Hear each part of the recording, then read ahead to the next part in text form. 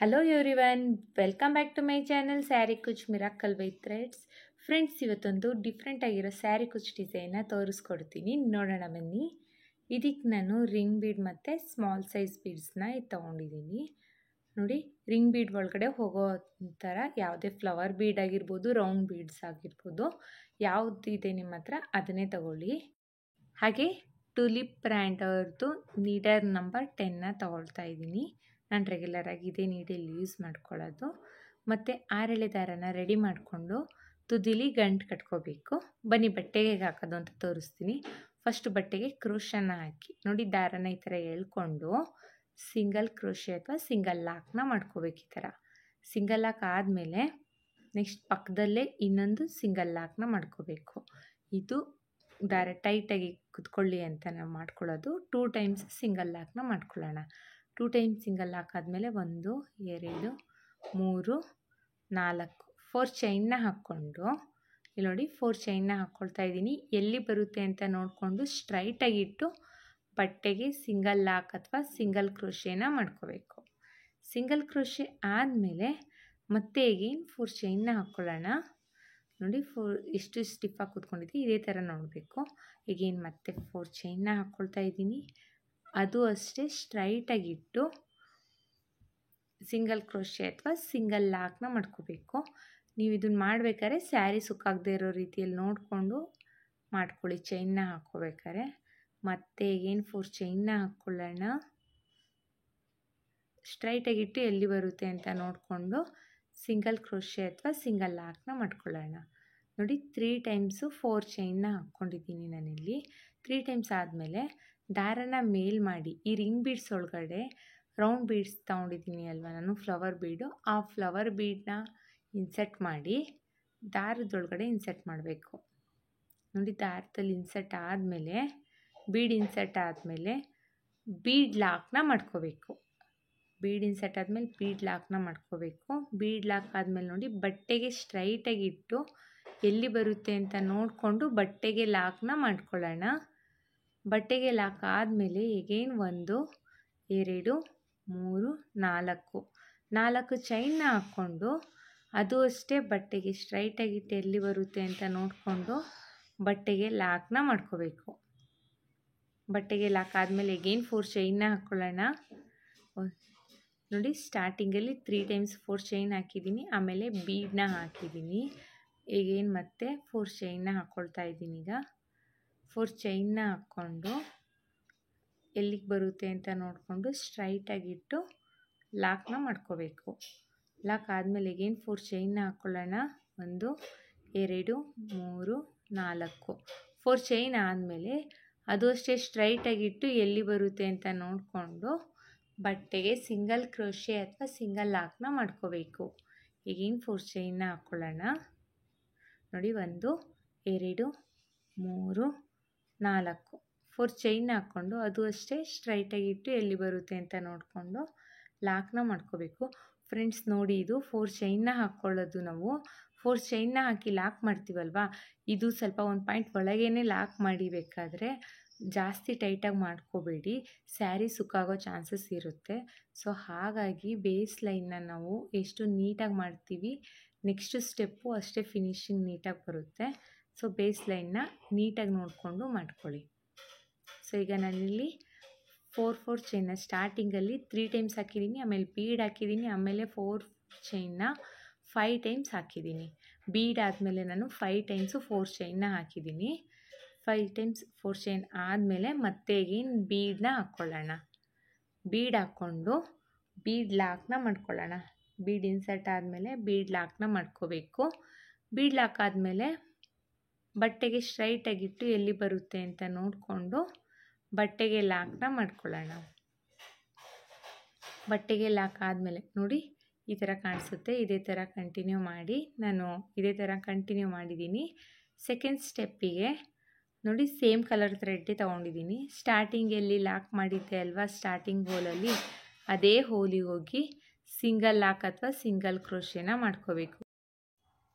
Single ಕ್ರೋಶೆನ ಮಾಡ್ಕೋಬೇಕು. Single crochet ಆದಮೇಲೆ ನೋಡಿ, ನೆಕ್ಸ್ಟು 4 ಚೈನ್ ಇದೆಯಲ್ಲ, ಆ 4 ಚೈನಿಗೆ ಸಿಂಗಲ್ ಕ್ರೋಶೆನ ಮಾಡ್ಕೋಬೇಕು.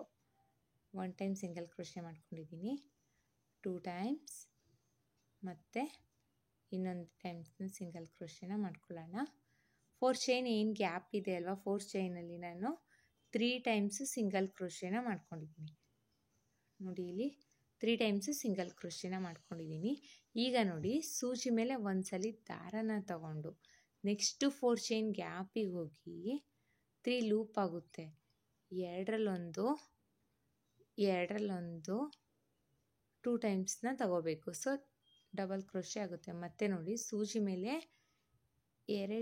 ಒಂದ್ಸಲಿ ದಾರಾನ ತಗೊಂಡು ನೆಕ್ಸ್ಟು 4 ಚೈನ್ ಗ್ಯಾಪಿಗೆ ಹೋಗಿ ಡಬಲ್ ಕ್ರೋಶೆನ ಮಾಡ್ಕೋಬೇಕು. ನೋಡಿ ಮತ್ತೆ ಒಂದ್ಸಲ ತೋರಿಸ್ತೀನಿ. ಸೂಜಿ ಮೇಲೆ ಒಂದ್ಸಲಿ ದಾರಾನ ತಗೊಳ್ತಾ ಇದ್ದೀನಿ. ನೋಡಿ ಇಲ್ಲಿ ತೋರಿಸ್ತೀನಿ. ಸೂಜಿ ಮೇಲೆ ಒಂದ್ಸಲಿ ದಾರಾನ ತಗೊಳ್ತಿದ್ದೀನಿ, 4 ಚೈನ್ ಗ್ಯಾಪಿಗೆ ಹಾಕಿ 3 ಲೂಪ್ ಆಗುತ್ತೆ. ಎರಡರಲ್ಲೊಂದು ಡಬಲ್ ಕ್ರೋಶೆನ ಮಾಡ್ಕೋಬೇಕು. ಈ ಥರ ಡಬಲ್ ಕ್ರೋಶೆನ ಮಾಡ್ಕೋಬೇಕು. ನಾನಿಲ್ಲಿ 4 ಟೈಮ್ಸ್ ಡಬಲ್ ಕ್ರೋಶೆನ ಮಾಡ್ಕೊಂಡಿದ್ದೀನಿ. ಇದು 5ನೇ ಟೈಮ್ಸ್, ಅಂದರೆ 5th ಟೈಮ್ ಡಬಲ್ ಕ್ರೋಶೆ, 5ನೇ ಡಬಲ್ ಕ್ರೋಶೆ ಇದು. 5 ಡಬಲ್ ಕ್ರೋಶೆ ಕಂಪ್ಲೀಟ್ ಆದಮೇಲೆ ನೋಡಿ ಈಗ ಒಂದು ಸ್ಮಾಲ್ ಸೈಜ್ ಬೀಡ್ಸ್ನ ಇನ್ಸರ್ಟ್ ಮಾಡ್ಕೊಳ್ಳೋಣ. ರೌಂಡ್ ಶೇಪ್ ಸ್ಮಾಲ್ ಸೈಜ್ ಬೀಡ್ಸ್ನ ಇನ್ಸರ್ಟ್ ಮಾಡ್ಕೊಳ್ತಾ ಇದ್ದೀನಿ. ಇಲ್ಲಿ ನೋಡಿ ಇಲ್ಲಿ ಈ ಥರ ಬೀಡ್ಸ್ನ ನಾನು ತೊಗೊಳ್ತಾ ಇರೋದು. ತುಂಬಾ ಸ್ಮಾಲ್ ಸೈಜ್ ಇದು, 3 mm ಸೈಜ್ ಬೀಡ್. ಮತ್ತು ನೋಡಿ ಸೂಜಿ ಮೇಲೆ ಒಂದ್ಸಲಿ ದಾರ ತಗೊಂಡು ಬೀಡ್ ಇನ್ಸರ್ಟ್ ಆದಮೇಲೆ ಸೂಜಿ ಮೇಲೆ ಒಂದ್ಸಲಿ ದಾರ ತಗೊಂಡು ಸೇಮ್ 4 ಚೈನ್ ಹೋಲಿಗೇನೆ ಅದೇ ಹೋಲಿಗೇನೆ ಹೋಗಿ ಡಬಲ್ ಕ್ರೋಶೆನ ಮಾಡ್ಕೊಳ್ತಾ ಇದ್ದೀನಿ. ನೋಡಿ ಇಲ್ಲಿ ಸೂಜಿ ಮೇಲೆ ಒಂದ್ಸರಿ ದಾರ ತಗೊಂಡು 4 ಚೈನ್ ಗ್ಯಾಪಿಗೆ ಹೋಗಿ 3 ಲೂಪ್ ಆಗುತ್ತೆ. ಎರಡರಲ್ಲೊಂದು 2 ಟೈಮ್ಸ್ ಮಾಡಿಕೊಂಡ್ರೆ ಅದು ಡಬಲ್ ಕ್ರೋಶೆ ಆಗುತ್ತೆ. ಬೀಡ್ ಮುಂಚೆ ಬಿಫೋರ್ ನಾವು 5 ಟೈಮ್ಸ್ ಡಬಲ್ ಕ್ರೋಶೆ ಮಾಡಿದ್ವಿ. ಸೊ ಬೀಡ್ ಆದಮೇಲೂ 5 ಟೈಮ್ಸ್ ಡಬಲ್ ಕ್ರೋಶೆ ಮಾಡ್ಕೋಬೇಕು. ಇಲ್ಲೂ ಅಷ್ಟೇ 4 ಡಬಲ್ ಕ್ರೋಶೆ ಆಗಿದೆ. ಇದು 5ನೇ double crochet. Bead before 5 times, after 5 times double ಕ್ರೋಶೆನ ಮಾಡ್ಕೋಬೇಕು ನಾವು. ಕನ್ಫ್ಯೂಸ್ ಮಾಡ್ಕೋಬೇಡಿ. ಇಲ್ಲಿ ನೋಡಿ ಆರ್ಚ್ ಟೈಪು ಕಾಣಿಸ್ತು, ಯು ಶೇಪಲ್ಲಿ ನಮ್ಮ ಆರ್ಚ್ ಕಾಣಿಸುತ್ತೆ. ಈ ಥರ ಪುಟಾಣಿ ಆರ್ಚ್ ಬರುತ್ತೆ. ಈಗ ನೆಕ್ಸ್ಟ್ 4 ಚೈನ್ ಗ್ಯಾಪ್ ಇದೆ ಅಲ್ವಾ, ಅಲ್ಲಿಗೆ ಹೋಗಿ ಒಂದು ಸಿಂಗಲ್ ಕ್ರೋಶೆನ ಮಾಡ್ಕೋಬೇಕು. ನೆಕ್ಸ್ಟ್ 4 ಚೈನಿಗೆ ಆರ್ಚ್ ಆದಮೇಲೆ ನೆಕ್ಸ್ಟ್ 4 ಚೈನ್ ಇದೆ ಅಲ್ವಾ, ಆ ಗ್ಯಾಪಲ್ಲೇ ಸಿಂಗಲ್ ಕ್ರೋಶೆನ ಮಾಡ್ಕೋಬೇಕು. ಸಿಂಗಲ್ ಕ್ರೋಶೆ ಆದಮೇಲೆ ನೋಡಿ ಸೂಜಿ ಮೇಲೆ ಒಂದ್ಸರಿ ದಾರ ತಗೊಂಡು ನೆಕ್ಸ್ಟ್ ರಿಂಗ್ ಬೀಡ್ ಇದೆಯಲ್ಲ, ಆ ರಿಂಗ್ ಬೀಡ್ ಗ್ಯಾಪ್ ಒಳಗಡೆ ಹಾಕಿ 3 ಲೂಪ್ ಆಗುತ್ತೆ. ಎರಡರಲ್ಲೊಂದು ಇಲ್ಲೂ ಅಷ್ಟೇ ಡಬಲ್ ಕ್ರೋಶೆನ ಮಾಡ್ಕೋಬೇಕು. ಮತ್ತು ನೋಡಿ ಸೂಜಿ ಮೇಲೆ ಒಂದ್ಸಲಿ ದಾರ ತಗೊಂಡು ರಿಂಗ್ ಬೀಡ್ ಒಳಗಡೆ ಹಾಕಿ 3 ಲೂಪ್ ಆಗುತ್ತೆ. ಎರಡರಲ್ಲೊಂದು 2 ಟೈಮ್ಸ್ ಮಾಡಿಕೊಂಡ್ರೆ ಡಬಲ್ ಕ್ರೋಶೆ ಆಗುತ್ತೆ. ಮತ್ತು ಅಷ್ಟೇ ಮತ್ತೆ ಒಂದು ಡಬಲ್ ಕ್ರೋಶೆನ ಮಾಡ್ಕೊಳ್ಳೋಣ. ಮತ್ತು ಇನ್ನೊಂದು ಡಬಲ್ ಕ್ರೋಶೆನ ಮಾಡ್ಕೋಬೇಕು. ಸೂಜಿ ಮೇಲೆ ಒಂದ್ಸಲಿ ದಾರ ತಗೊಂಡು ಬೀಡ್ ಒಳಗಡೆ ಹಾಕಿ 3 ಲೂಪ್ ಆಗುತ್ತೆ. ಎರಡರಲ್ಲೊಂದು ಡಬಲ್ ಕ್ರೋಶೆನ ಮಾಡ್ಕೋಬೇಕಾಗುತ್ತೆ ನಾವು. ಮತ್ತೆ ಒಂದು ಡಬಲ್ ಕ್ರೋಶೆನ ಮಾಡ್ಕೊಳ್ತಾ ಇದ್ದೀನಿ. ನೋಡಿ ಇಲ್ಲಿ ಹೇಗೆ ಅಂದರೆ ಸೂಜಿ ಮೇಲೆ ಒಂದ್ಸಲಿ ದಾರ ತಗೋಬೇಕು, ಬೀಡಿಗೆ ಹಾಕಬೇಕು, 3 ಲೂಪ್ ಆಗುತ್ತೆ. ಎರಡರಲ್ಲೊಂದು ಡಬಲ್ ಕ್ರೋಶೆನ ಮಾಡ್ಕೋಬೇಕು. ನೋಡಿ ಇಲ್ಲಿ ನಾನು ಒಟ್ಟು 1 2 3 4 5 6 ಡಬಲ್ ಕ್ರೋಶೆನ ಮಾಡಿದ್ದೀನಿ. ಇದು 7ನೇ ಡಬಲ್ ಕ್ರೋಶೆನ ಮಾಡ್ತಾಯಿದ್ದೀನಿ. ಇಲ್ಲಿ ಪಕ್ಕನೇ ಅಂದರೆ ಬೀಡಲ್ಲಿ ಡಬಲ್ ಕ್ರೋಶೆನ ಸರಿಸ್ಕೊಂಡು ಪಕ್ಕನೇ ಡಬಲ್ ಕ್ರೋಶೆನ ಮಾಡ್ಕೋಬೇಕು. ನಾನಿಲ್ಲಿ 7 ಡಬಲ್ ಕ್ರೋಶೆ ಕಂಪ್ಲೀಟ್ ಆಗಿದೆ. ಕಂಪ್ಲೀಟ್ ಆದಮೇಲೆ ಮತ್ತೆ ನೋಡಿ ಒಂದು ದಾರನ ಎಳ್ಕೊಂಡು ಮತ್ತೆ ಒಂದು ಸ್ಮಾಲ್ ಸೈಜ್ ಬೀಡ್ಸ್ನ ಇನ್ಸರ್ಟ್ ಮಾಡ್ತಿದ್ದೀನಿ. ಇನ್ಸರ್ಟ್ ಆದಮೇಲೆ ನೋಡಿ ಸೂಜಿ ಮೇಲೆ ಒಂದ್ಸಲಿ ದಾರ ತಗೊಂಡು ಬೀಡಿಗೆ ಹಾಕಿ 3 ಲೂಪ್ ಆಗುತ್ತೆ. ಎರಡರಲ್ಲೊಂದು ಡಬಲ್ ಕ್ರೋಶೆನ ಮಾಡ್ಕೋಬೇಕು. ಮತ್ತು ನೋಡಿ ಸೂಜಿ ಮೇಲೆ ಒಂದ್ಸಲಿ ದಾರ ತಗೊಳ್ತಾ ಇದ್ದೀನಿ, ಬೀಡಿಗೆ ಹಾಕ್ತಾ ಇದ್ದೀನಿ, 3 ಲೂಪ್ ಆಗುತ್ತೆ. ಎರಡರಲ್ಲೊಂದು ಡಬಲ್ ಕ್ರೋಶೆನ ಮಾಡ್ಕೊಳ್ತಿದ್ದೀನಿ. ಸೇಮ್ ಪ್ರೊಸೀಜರಲ್ಲೇ ನಾವೀಗ ಬೀಡ್ ಹಾಕಾದ್ಮೇಲೆ 7 ಡಬಲ್ ಕ್ರೋಶೆನ ಮಾಡ್ಕೋಬೇಕು. ಯಾಕಂದರೆ ಬೀಡ್ ಮುಂಚೆ ನಾವು 7 ಡಬಲ್ ಕ್ರೋಶೆನ ಮಾಡ್ಕೊಂಡಿದ್ದೀವಿ ಅಲ್ವಾ, ಸೊ ಹಾಗಾಗಿ ಬೀಡ್ ಆದಮೇಲೇನು 7 ಡಬಲ್ ಕ್ರೋಶೆನ ಮಾಡ್ಕೊಳ್ಬೇಕಾಗುತ್ತೆ. ನಾವಿಲ್ಲಿ 7 ಡಬಲ್ ಕ್ರೋಶೆನೇ ಮಾಡ್ಕೋಬೇಕು. ಮತ್ತು ಒಂದು ಡಬಲ್ ಕ್ರೋಶೆನ ಮಾಡ್ಕೊಳ್ತಾ ಇದ್ದೀನಿ. ನೋಡಿ ಇಲ್ಲಿ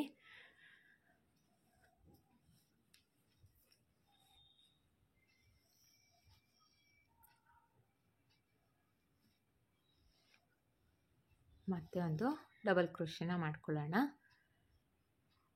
ಡಬಲ್ ಕ್ರೋಶೆ ಅಂದರೆ ಸೂಜಿ ಮೇಲೆ ಒಂದ್ಸಲಿ ದಾರ ತಗೊಂಡು ಮಾಡೋದು ಡಬಲ್ ಕ್ರೋಶೆ. ತ್ರಿಬಲ್ ಕ್ರೋಶೆ ಅಂದರೆ 2 ಟೈಮ್ಸ್ ದಾರ ಹಾಕ್ಕೊಂಡು ಮಾಡೋದು ಅಷ್ಟೇ ಫ್ರೆಂಡ್ಸ್.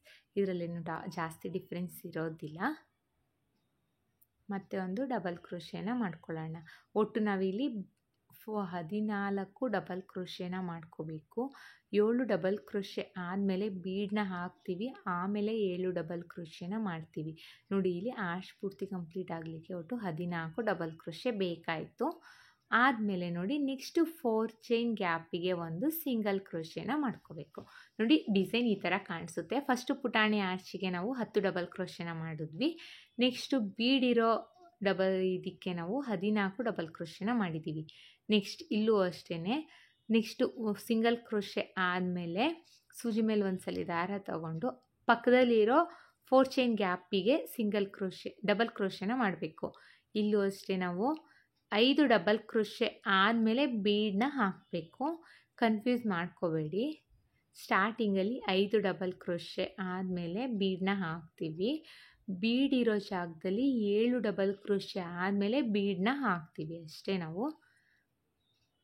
ಮತ್ತು ಇಲ್ಲಿ 5 ಡಬಲ್ ಕ್ರೋಶೆ ಕಂಪ್ಲೀಟ್ ಆಗಿದೆ. 5 ಡಬಲ್ ಕ್ರೋಶೆ ಆದಮೇಲೆ ಬೀಡನ್ನ ಇನ್ಸರ್ಟ್ ಮಾಡ್ತಾ ಇದ್ದೀನಿ. ನೋಡಿ ನಿಮಗೆ ಇಲ್ಲಿ 5 ಡಬಲ್ ಕ್ರೋಶೆ ಬೇಕು ಅಂತ ಏನೂ ಇಲ್ಲ ಫ್ರೆಂಡ್ಸ್. ನಿಮಗೆ ಎಷ್ಟು ಡಬಲ್ ಕ್ರೋಶೆಗಳು ಬೇಕಾಗುತ್ತೆ 4 ಚೈನ್ ಗ್ಯಾಪಲ್ಲಿ ಅಂತ ನೋಡಿಕೊಂಡು ನೀವು ಡಬಲ್ ಕ್ರೋಶೆನ ಮಾಡ್ಕೋಬೋದು. ಇಲ್ಲಿ 4 ಡಬಲ್ ಕ್ರೋಶೆನೂ ಮಾಡ್ಕೋಬೋದು.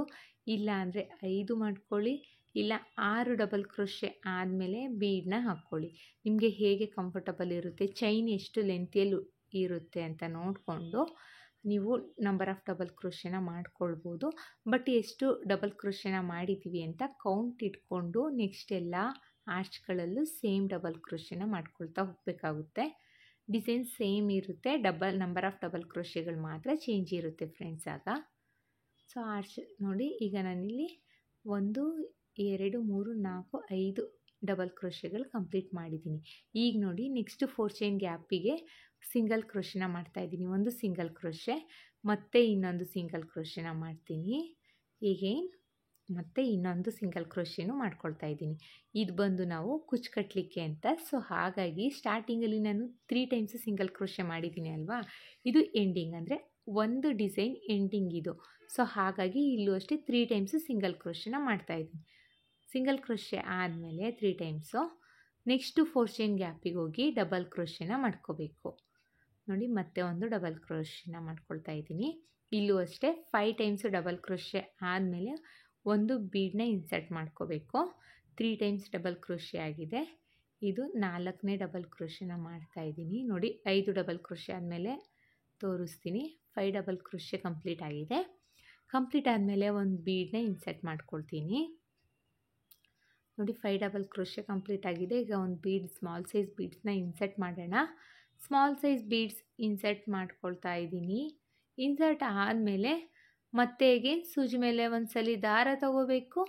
ಅದೇ ಹೋಲಿಗೆ 4 ಚೈನ್ ಹೋಲಿಗೆನೇ ಹೋಗಿ ಡಬಲ್ ಕ್ರೋಶೆನ ಮಾಡ್ಕೋಬೇಕು. ಬೀಡ್ ಹಾಕಾದ್ಮೇಲೂ ಅಷ್ಟೇ ನಾನಿಲ್ಲಿ 5 ಟೈಮ್ಸ್ ಡಬಲ್ ಕ್ರೋಶೆನ ಮಾಡ್ಕೊಳ್ತಾ ಇದ್ದೀನಿ. ಮತ್ತೆ ಒಂದು ಡಬಲ್ ಕ್ರೋಶೆನ ಮಾಡ್ಕೊಳ್ಳೋಣ. ಒಟ್ಟು ಇಲ್ಲೂ ಅಷ್ಟೇ 5 ಟೈಮ್ಸ್ ಡಬಲ್ ಕ್ರೋಶೆನ ಮಾಡ್ಕೋಬೇಕು. 1 2 3 4 ಡಬಲ್ ಕ್ರೋಶೆನ ಮಾಡಿದ್ದೀನಿ. ಈಗ 5ನೇ ಡಬಲ್ ಕ್ರೋಶೆನ ಮಾಡ್ಕೊಳ್ತಾ ಇದ್ದೀನಿ. ಸೊ 5 ಡಬಲ್ ಕ್ರೋಶೆ ಆದಮೇಲೆ ನೋಡಿ ನೆಕ್ಸ್ಟು 4 ಚೈನಿಗೆ ಸಿಂಗಲ್ ಕ್ರೋಶೆನ ಮಾಡ್ಕೋಬೇಕು. ಸಿಂಗಲ್ ಕ್ರೋಶೆ ಆದಮೇಲೆ ಸೂಜಿ ಮೇಲೆ ಒಂದ್ಸಲಿ ದಾರ ತಗೊಂಡು ಬೀಡಿದೆಯಲ್ಲ ಅಲ್ಲಿಗೆ 5 ಡಬಲ್ ಕ್ರೋಶೆನ ಮಾಡ್ಕೋಬೇಕು. ನೋಡಿ ಇದೇ ಥರ ಕಂಟಿನ್ಯೂ ಮಾಡಬೇಕು. ನೋಡಿ ಇಲ್ಲಿ ಸ್ಟಾರ್ಟಿಂಗಲ್ಲಿ 3 ಟೈಮ್ಸು ಸಿಂಗಲ್ ಕ್ರೋಶೆ ಮಾಡಿದ್ದೀನಿ. ಅಲ್ಲೂ ಅಷ್ಟೇ ಎಂಡಿಂಗ್ ಅಂದರೆ ಒಂದು ಆರ್ಚ್ ಎಂಡಿಂಗ್ ಆದಮೇಲೂ 3 ಟೈಮ್ಸ್ ಸಿಂಗಲ್ ಕ್ರೋಶೆ ಮಾಡಿದ್ದೀನಿ. ನೋಡಿ ಇದು ಫುಲ್ ಆರ್ಚ್ ಕಂಪ್ಲೀಟ್ ಆದಮೇಲೆ ಈ ಥರ ಕಾಣಿಸುತ್ತೆ. ಇಲ್ಲಿ ನಾನು 3 ಚೈನ್ ಏನು ಹಾಕಿದ್ದೀನಿ 3 ಸಿಂಗಲ್ ಕ್ರೋಶೆಗಳು ಹಾಕಿದ್ದೀನಲ್ವ, 3 ಸಿಂಗಲ್ ಕ್ರೋಶೆ ಅಲ್ಲೆಲ್ಲ ಕುಚ್ಚು ಕಟ್ಟೋದು ಫ್ರೆಂಡ್ಸ್. ಎಷ್ಟು ಚೆನ್ನಾಗಿ ಕಾಣಿಸ್ತಾ ಇದೆ ಅಂತ ನೋಡಿ. ತುಂಬ ಫಾಸ್ಟ್ ಮೂವಿಂಗ್ ಇದು. ಒಂದ್ಸಲಿ ಟ್ರೈ ಮಾಡಿ. ಇದಕ್ಕೆ ನಾನು ಕುಚ್ಚು ಕಟ್ಟು ಹೇಗೆ ಕಾಣಿಸುತ್ತೆ ಅಂತ ತೋರಿಸ್ತೀನಿ ನೋಡಿ. ನಾನಿಲ್ಲಿ ಕುಚ್ಚನ್ನ ಕಟ್ಟಿದ್ದೀನಿ. ಕುಚ್ಚು ಬಂದು 157 ದಾರನ ತೊಗೊಂಡು ಕಟ್ಟಿದ್ದೀನಿ. ಪುಟಾಣಿ ಕುಚ್ಚನ್ನ ಕಟ್ಟಿದ್ದೀನಿ. ಎಷ್ಟು ಗ್ರ್ಯಾಂಡ್ ಕಾಣಿಸ್ತಾ ಇದೆ ಅಂತ ನೋಡಿ. ತುಂಬಾ ಚೆನ್ನಾಗಿರುತ್ತೆ. Simple and cute. ಮತ್ತು 2 ಅವರ್ಸಲ್ಲೇ ನಾವು ಫುಲ್ ಸ್ಯಾರಿನ ಕಂಪ್ಲೀಟ್ ಮಾಡ್ಬೋದು. ಜಾಸ್ತಿ ಟೈಮ್ ಇಲ್ಲ ಅಂದರೂ ನಾವು ಈ ಸೀರೆ ಡಿಸೈನ್ನ ಟ್ರೈ ಮಾಡ್ಬೋದು ಫ್ರೆಂಡ್ಸ್. ಎಷ್ಟು ಚೆನ್ನಾಗಿ ಕಾಣಿಸ್ತಾ ಇದೆ ಅಂತ ನೋಡಿ. ಐ ಹೋಪ್ ನಿಮ್ಗೆ ಈ ವಿಡಿಯೋ ಇಷ್ಟ ಆಗಿದೆ ಅಂತ ಅಂದ್ಕೊಂಡಿದ್ದೀನಿ. ಇಷ್ಟ ಆಗಿದ್ದಲ್ಲಿ ಲೈಕ್ ಕೊಡೋದನ್ನು ಮಾತ್ರ ಮರಿಬೇಡಿ. ಹಾಗೆ ಯಾರೆಲ್ಲ ನನ್ನ ಚಾನಲ್ನ ಸಬ್ಸ್ಕ್ರೈಬ್ ಮಾಡ್ಕೊಳ್ದೆ ನೋಡ್ತಾ ಇದ್ದೀರಾ, ಪ್ಲೀಸ್ ಸಬ್ಸ್ಕ್ರೈಬ್ ಮಾಡಿಕೊಂಡು ಬೆಲ್ಲೈಕನ್ನ ಒತ್ತಿ ಆಲ್ ಅನ್ನೋ ಆಪ್ಷನ್ಸ್ನ ಸೆಲೆಕ್ಟ್ ಮಾಡ್ಕೊಳ್ಳಿ. ಮತ್ತೆ ಮುಂದಿನ ವಿಡಿಯೋಲಿ ಭೇಟಿಯಾಗೋಣ. Thank you for watching. Bye.